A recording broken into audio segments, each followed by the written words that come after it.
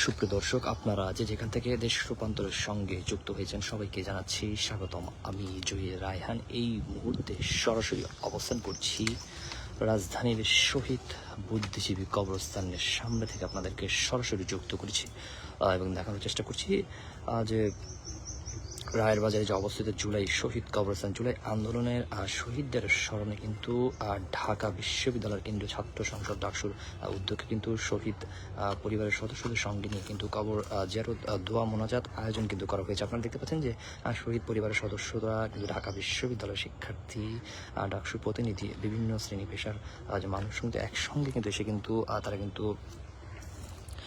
শহীদদের স্মরণে কিন্তু তারা কিন্তু কবর জিয়ারত করছেন। আমরা এই মুহূর্তে যেমন দেখছি যে এখানে কিন্তু ঢাকা বিশ্ববিদ্যালয়ের যে কেন্দ্রীয় ছাত্র সংসদের যিনি ভিপি রয়েছেন সাদিক খান, তিনিও কিন্তু এখানে কিন্তু উপস্থিত হয়েছেন।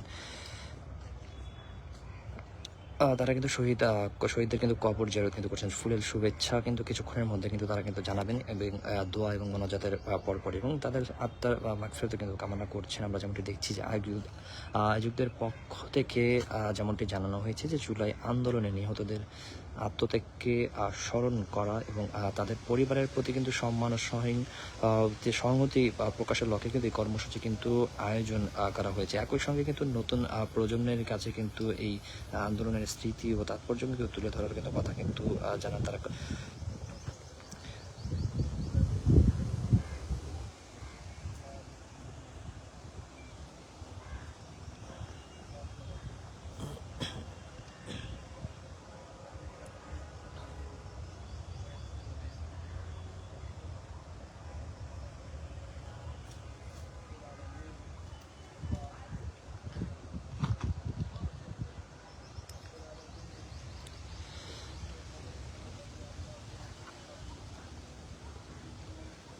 সুপ্রিয় দর্শক, আপনারা যেখান থেকে দেশ রূপান্তরের সঙ্গে যুক্ত হয়েছেন আপনাদেরকে আবারও জানাচ্ছি ধন্যবাদ। যদি আপনাদেরকে আবারও আমি জানিয়ে রাখতে চাই যে 2024 সালের 16 জুলাই সংঘটিত দুটি আলোচিত হত্যাকাণ্ডের পর কিন্তু আন্দোলনের প্রভাব কিন্তু দেশব্যাপী কিন্তু ছড়িয়ে পড়ার পাশাপাশি কিন্তু আন্তর্জাতিক পর্যায়ে কিন্তু আলোচিত হয়। ঐতিহাসিক আন্দোলনের সময় কিন্তু রংপুরে বেগম রোকেয়া বিশ্ববিদ্যালয়ের শিক্ষার্থী আবু সাইদ পুলিশের গুলিতে কিন্তু শহীদ হন। তার এই বীরত্বপূর্ণ আত্মত্যাগ কিন্তু সারা দেশে কিন্তু তীব্র ক্ষোভ আন্দোলন কিন্তু ছড়িয়ে পড়ে এবং আন্দোলনে কিন্তু রূপ নেয়। রাষ্ট্রীয়ভাবে কিন্তু শহীদদের সম্মান জানাতে কিন্তু 16 জুলাই শহীদ দিবস কিন্তু পালন করা হচ্ছে। সেই স্মৃতি যদি আবারও আপনাদেরকে জানিয়ে রাখি যে নির্মম কিন্তু গণহত্যা কিন্তু চালানো হয় সেই 2024 সালের যে সেই জুলাই সময়।